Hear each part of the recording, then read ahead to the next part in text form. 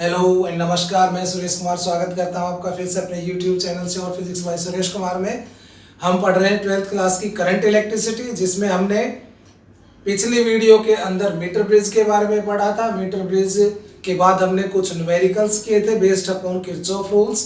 अब हम अपने नेक्स्ट टॉपिक की तरफ चलते हैं, जो कि है पोटेंशियोमीटर। तो नेक्स्ट टॉपिक में पढ़ने से पहले मैं आपको बता दूं कि यदि आपको हमारी वीडियोस पसंद आ रही है तो उनको लाइक करें, शेयर करें, सब्सक्राइब करना ना भूलें और सब्सक्राइब बटन दबाने के बाद आप बेल आइकन जरूर दबाएं ताकि आपको वीडियोस का अपडेट मिलता रहे।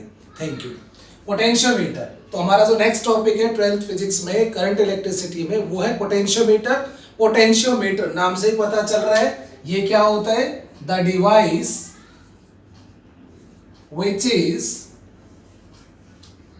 used to measure potential difference. The device which is used to measure potential difference. तो आप ये कहोगे पोटेंशियल डिफरेंस मेजर करने के लिए तो वोल्टमीटर भी यूज करते हैं, लेकिन ये जो मेथड है वोल्टमीटर से कहीं ज्यादा एक्यूरेट मेथड है, ठीक है। और इससे हम सेल का ईएमएफ मेजर कर सकते हैं, जबकि वोल्टमीटर सेल का ईएमएफ मेजर नहीं कर सकता। क्यों नहीं कर सकता वो मैं बताऊंगा आपको। इसका प्रिंसिपल क्या है पोटेंशियोमीटर का principle? Its principle is based on the fact its principle is based upon the fact, कौन सा fact? that potential drop या potential difference across any portion of wire carrying current is directly proportional to the length of that portion of wire. Potential drop. So ये principle है. Its principle is based upon the fact that the potential difference across any portion of wire carrying current, कोई भी current carrying wire है, ठीक है, uniform cross section है उसका, तो उस वायर के किसी भी पोर्शन में जो पोटेंशियल ड्रॉप होगा, क्योंकि उस वायर का अपना कुछ रेजिस्टेंस होगा, करंट उसमें जा रहा है तो उस वायर में क्या होगा, पोटेंशियल ड्रॉप होगा। तो ये कहता है कि उस वायर में जो पोटेंशियल ड्रॉप होगा उस पोर्शन में, वो उसकी लेंथ के डायरेक्टली प्रोपोर्शनल होगा। शायद आपको भी क्लियर नहीं हुआ है, क्लियर हो जाएगा। तो V प्रोपोर्शनल टू L, अभी बता दूंगा मैं, क्लियर हो जाएगा। ये है V potential difference across that portion, wire का वो पोर्शन जिसकी लेंथ L है और उसमें I करंट जा रहा है, तो उस पोर्शन में जो पोटेंशियल ड्रॉप होगा उसकी लेंथ के डायरेक्टली प्रोपोर्शनल होगा। और V is equal to KL, यहाँ पे K क्या है, V बाई L, क्योंकि प्रोपोर्शनलिटी साइन हटाएंगे तो किसी कांस्टेंट से मल्टीप्लाई करना पड़ता है, तो ये कांस्टेंट है और इसे कहते हैं पोटेंशियल ड्रॉप पर यूनिट लेंथ। L लेंथ में कितना ड्रॉप हो रहा है, V, तो यूनिट लेंथ में कितना होगा, V by L। L length में पोटेंशियल ड्रॉप हो रहा है V, तो यूनिट लेंथ में V बाई L, तो ये क्या बन गया, पोटेंशियल ड्रॉप पर यूनिट लेंथ। और इसे कहते हैं हम पोटेंशियल ग्रेडियंट। इसे क्या कहते हैं, पोटेंशियल ग्रेडियंट, ठीक है। तो किसी भी वायर के अंदर पोटेंशियल ड्रॉप हो रहा है तो उसके अंदर जो पोटेंशियल ड्रॉप हो रहा है वो उसकी लेंथ के डायरेक्टली प्रोपोर्शनल होगा। आप इसे अच्छे से समझेंगे, मैं डायग्राम बनाता हूं इसका, उसके बाद आप अच्छे से समझेंगे इसे। देखिए ये पोटेंशियोमीटर का हम डायग्राम बनाएंगे, उसके बाद आपको अच्छे से समझ में आएगा। पोटेंशियोमीटर में कंस्ट्रक्शन में इसकी लिख रहा हूं जो आपको समझ में आ जाएगी। मैं पहले समझा देता हूं, उसके बाद मैं इसको लिख दूंगा कंस्ट्रक्शन। इसकी कंस्ट्रक्शन क्या है, इसमें एक लॉन्ग वायर होता है कॉन्स्टेंटेंट या मैग्नेटिन का, एलॉय का ही होता है जो मीटर ब्रिज में यूज करते हैं।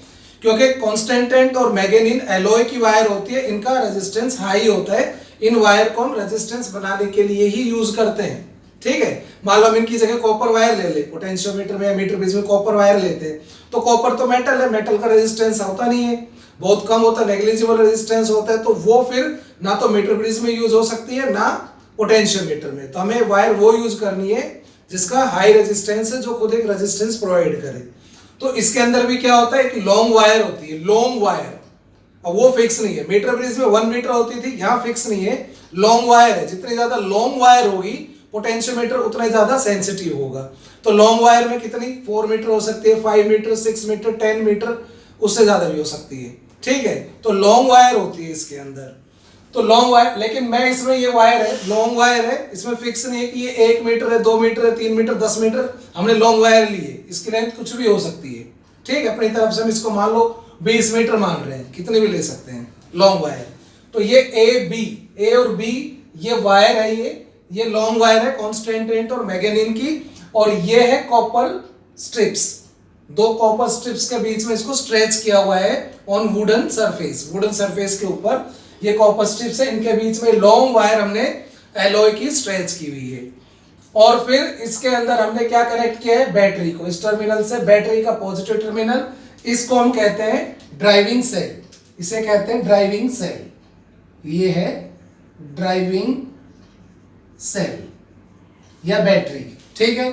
उसके बाद ये एमीटर है, ये रियोस्टेट है, और ये की है, और सर्किट बंद। देखो नॉर्मल सर्किट के अंदर एक नॉर्मल सर्किट होता है, उसमें क्या क्या होता है, सोर्स ऑफ ईएमएफ, की और एमीटर, ठीक है। तो वही है, सीरीज में एमीटर है जो करंट मेजर करने का काम आएगा कि भाई इस सर्किट में कितना करंट फ्लो हो रहा है।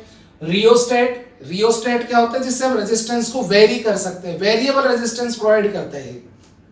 तो रियोस्टेट से हम रेजिस्टेंस की कोई भी वैल्यू सीरीज में सेलेक्ट कर सकते हैं, इसमें बढ़ा सकते हैं, घटा सकते हैं, और ये की है जो कि स्विच का काम करता है।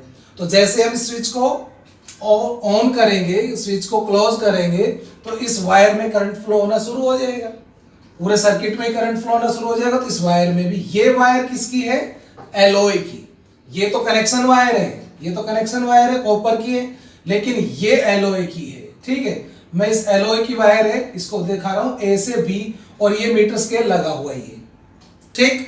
तो इसका प्रिंसिपल क्या कह रहा था कि ये एलॉय की वायर है जो कि अपने आप में एक रेजिस्टेंस होता है, इसके किसी भी पोर्शन में जो पोटेंशियल ड्रॉप, क्योंकि एलॉय की वायर है तो अपने आप में रेजिस्टेंस है, उसमें करंट जा रहा है, तो रेजिस्टेंस में करंट जाता है तो पोटेंशियल ड्रॉप होता है। इसका मतलब इसके किसी भी पोर्शन में जो पोटेंशियल ड्रॉप हो रहा होगा वो उसकी उस लेंथ के प्रोपोर्शनल होगा। जैसे मैं बताता हूं आपको, जैसे मैंने वोल्टमीटर ले लिया, ठीक है, वोल्टमीटर का पॉजिटिव टर्मिनल मैंने यहां कनेक्ट कर दिया वायर के इस एंड से, जहां पे बैटरी का भी पॉजिटिव कनेक्टेड है, और दूसरे एंड पे मैंने ले ली जोकी, जैसा कि मैंने आपको बताया था ना, मीटर ब्रिज में जोकी एक मेटल की स्टिक होती है, ठीक है। उस मेटल की स्टिक होती है, वो थोड़ी सी आगे से शार्प होती है, ताकि उसको हम इसके ऊपर इजीली स्लाइड कर सकें। करने को तो वायर को भी कर सकते हैं, लेकिन वायर थिन होता है, थिन वायर, और ये भी वायर थिन है, तो इसके ऊपर स्लाइड अच्छे से हो नहीं पाएगा, तो स्लाइडर होता है एक तरह से वो, ठीक है, मेटल की। तो दूसरा एंड हम जोकी से कनेक्ट कर देते हैं, और जोकी को हम पहले यहां रखते हैं इस एंड पे। अब आप एक बात बताओ, वोल्टमीटर के दोनों टर्मिनल एक ही एंड पे जोड़ दिए तो वोल्टमीटर में कोई डिफ्लेक्शन आएगा? नहीं आएगा, क्योंकि दोनों एंड सेम पोटेंशियल पे हो गए, no current, no potential difference, voltmeter कुछ शो नहीं करेगा। लेकिन जब हम जोकी को यहां से इधर स्लाइड करना शुरू करते हैं, ठीक है, जब हम जोकी को इधर स्लाइड करना शुरू करते हैं इसके ऊपर, तो वोल्टमीटर में रीडिंग बढ़ती जाती है। जैसे जैसे हम स्लाइड करते जाएंगे इसके ऊपर, यूं स्लाइड करते हुए जा रहे हैं, वोल्टमीटर में रीडिंग बढ़ता जा रहा है, बढ़ता जा रहा है, मतलब यहां से लेके ये लेंथ बढ़ती जा रही है ना। As the length goes on increasing, potential difference across that portion also goes on increasing, length increasing, potential difference यानी कि वोल्टमीटर की reading also goes on increasing, ठीक है।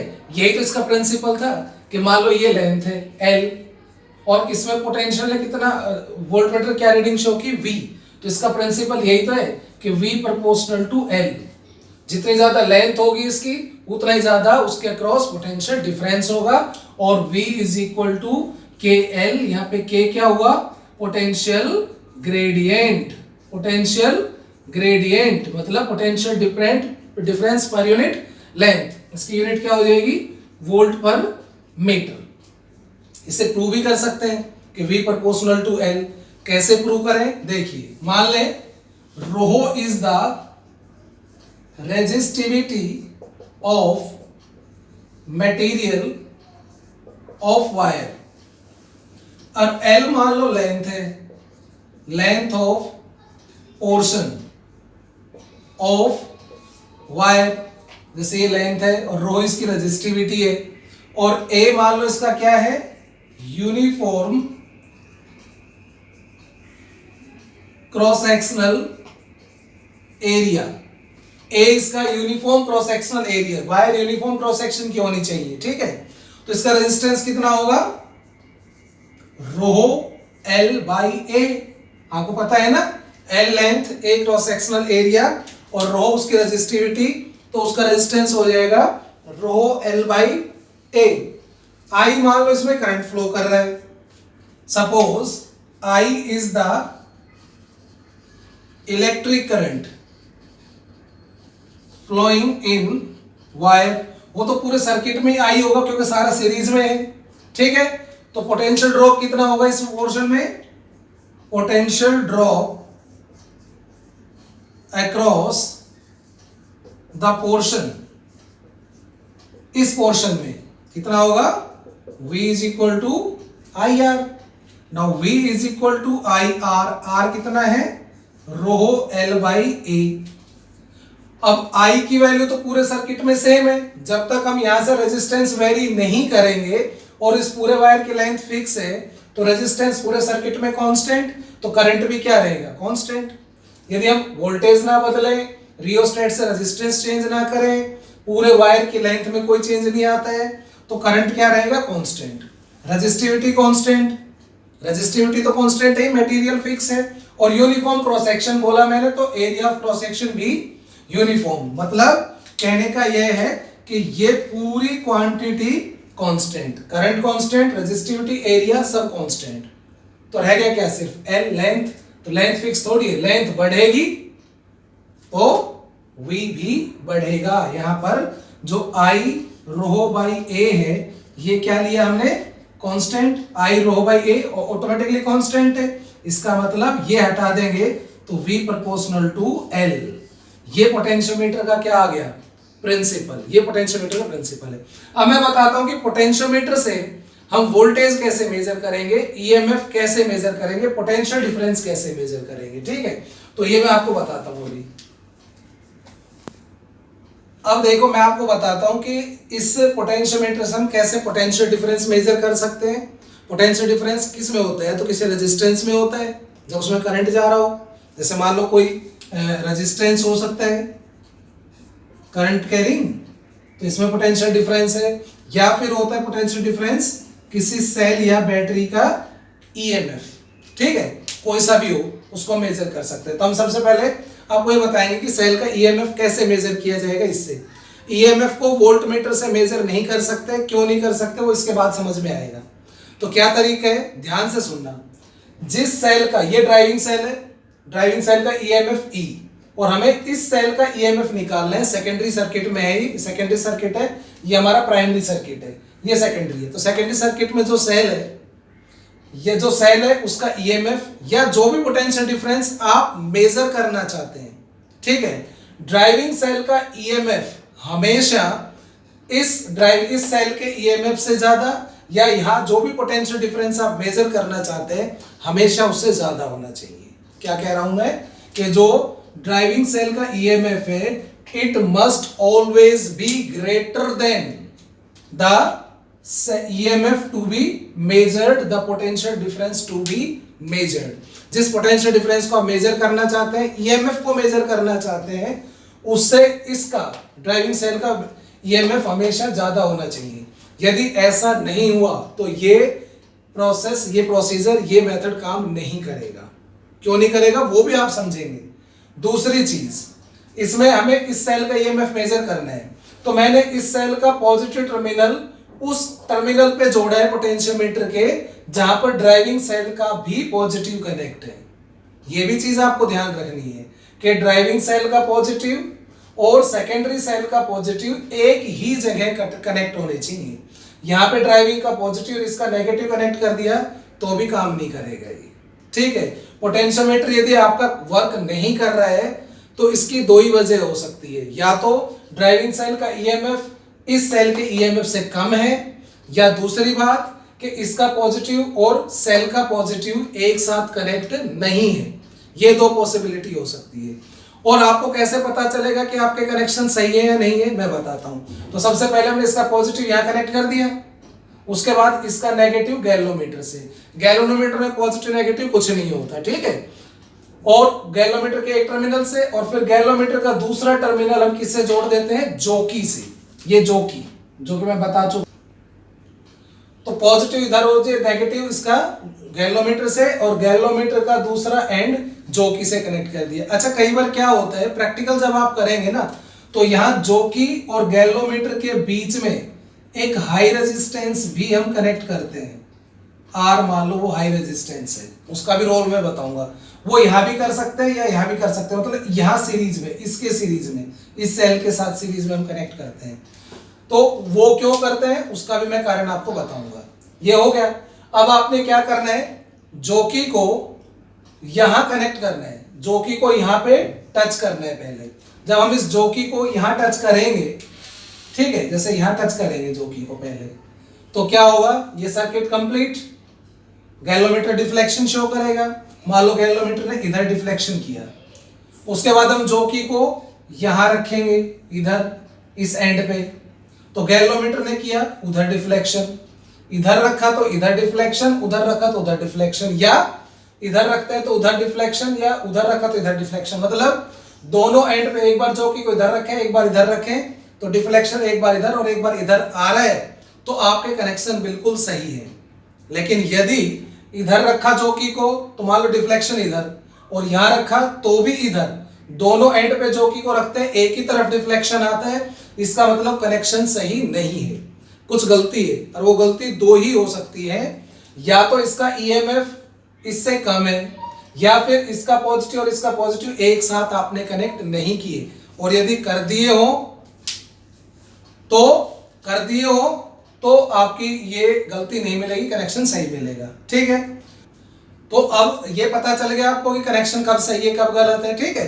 तो इसका ईएमएफ ज्यादा होना चाहिए और ये पॉजिटिव एक साथ जुड़ने चाहिए। अब हम क्या करेंगे, जॉकी को यहां टच करेंगे तो गैल्वेनोमीटर में डिफ्लेक्शन आएगा, सेम वैसे जैसे मीटर ब्रिज में आ रहा था।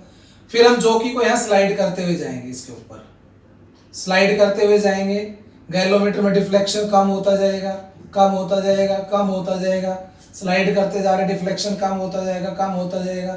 फिर एक ऐसा पॉइंट आएगा जब गैल्वेनोमीटर में डिफ्लेक्शन 0 हो जाएगा, ठीक है। आप इधर से रखोगे तो डिफ्लेक्शन आएगा, फिर आप स्लाइड करते हुए जाओगे तो डिफ्लेक्शन कम होता जाएगा, कम होता जाएगा, कम होता जाएगा, कम होता जाएगा, कम होता जाएगा, और एक पॉइंट ऐसा आएगा जिसके ऊपर गैल्वेनोमीटर में डिफ्लेक्शन 0 हो जाएगा, ठीक है। वो पॉइंट मान लो J है, और इस पॉइंट को हम कहते हैं नल पॉइंट। क्या कहते हैं, नल पॉइंट, नल पॉइंट, ठीक है। और इस लेंथ को हम क्या बोलेंगे, L। ये है बैलेंसिंग लेंथ, बैलेंसिंग लेंथ, मतलब मैं समझाता हूं अभी आपको। तो इस पॉइंट पे आके डिफ्लेक्शन 0 हो गया। अब ये क्या चक्कर है भाई, डिफ्लेक्शन 0 हो गया, सर्किट सब कुछ क्लोज है। मैं इसको, ये वाला सर्किट इसको अलग से करता हूं। ये A, ये पॉइंट A से J, ये लेंथ है पोटेंशियोमीटर वायर की, और पोटेंशियोमीटर वायर की लेंथ है ये यहां से लेके यहां तक। इसमें करंट भी फ्लो हो रहा है, ड्राइविंग सेल ने करंट दे रखा है, तो ये करंट कैरिंग वायर है। और मान लो इसका रेजिस्टेंस है R, ठीक। तो इसमें पोटेंशियल ड्रॉप भी है, इसके अंदर पोटेंशियल ड्रॉप है IR, किसके कारण, इसके कारण सपोज। वैसे मान लो इसकी लेंथ है L, तो पोटेंशियोमीटर के प्रिंसिपल के अकॉर्डिंग इस लेंथ में कितना पोटेंशियल ड्रॉप होगा, KL।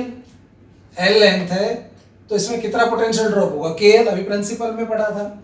और नीचे हमने जोड़ रखा है क्या, ये सेकेंडरी सेल ये गैल्वेनोमीटर और ये इस तरह से यहाँ जो कि है ये रेजिस्टेंस लगा हुआ है इस तरह से।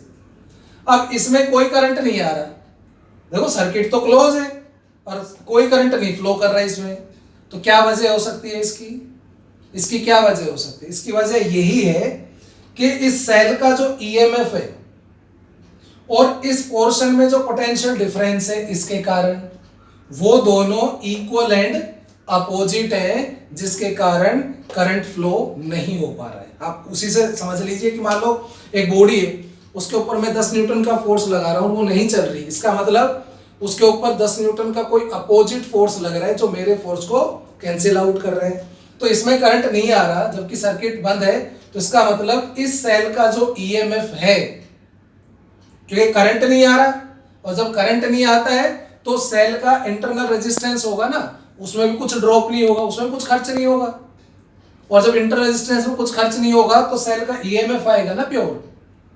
भाई जब करंट नहीं देगा ये तो इसके इंटरनल रेजिस्टेंस में कोई पोटेंशियल ड्रॉप नहीं होगा, और इंटरनल रेजिस्टेंस में ड्रॉप नहीं होगा तो हमें प्योर क्या मिलेगा? ईएमएफ मिलेगा।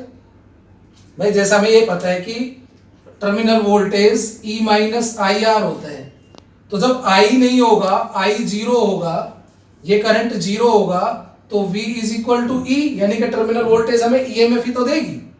समझ रहे हो?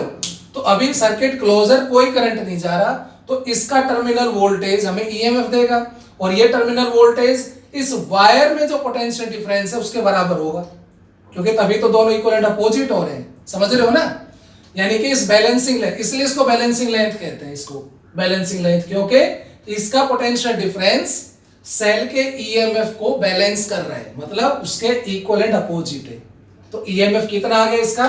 ईएमएफ आ गया E dash is equal to KL। KL क्या है? इस पोर्शन में जो ड्रॉप हो रहा है, KL इस पोर्शन में जो ड्रॉप हो रहा है वही तो है, और ईएमएफ इसका, तो बराबर हो गए ना वो। समझ रहे हो? तो बैलेंसिंग लेंथ उसको इक्वेट कर देती है, तो E dash is equal to KL, इस तरह से हम ईएमएफ निकाल लेंगे। मैंने आपको इसका अभी बताया कि कैसे हम ईएमएफ निकालेंगे, अभी मैं आपको इसकी कंस्ट्रक्शन बता देता हूं, ठीक है? और वो अभी मैं लिख दूंगा तो आप नोट कर लें।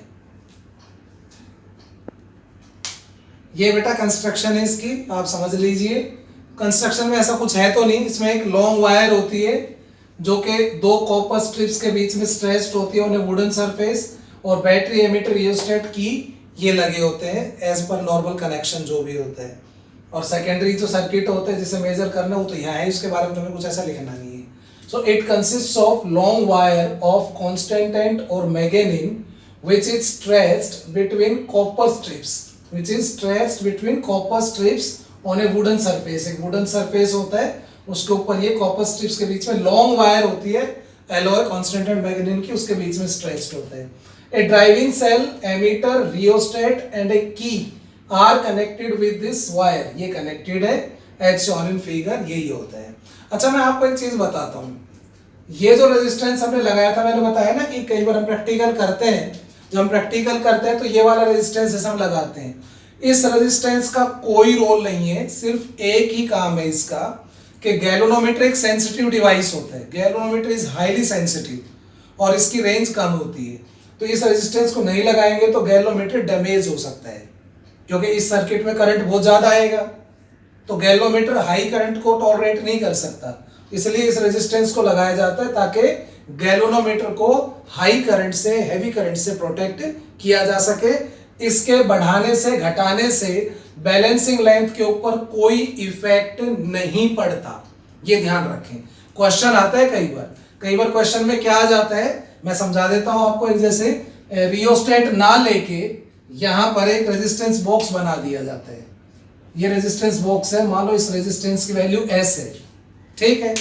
तो वो कहेगा कि बैलेंसिंग लेंथ मान लो L आई है, किसी केस में किसी सेल का ईएमएफ मेजर कर रहे हैं या कोई पोटेंशियल डिफरेंस मेजर कर रहे हैं, तो बैलेंसिंग लेंथ L आई है।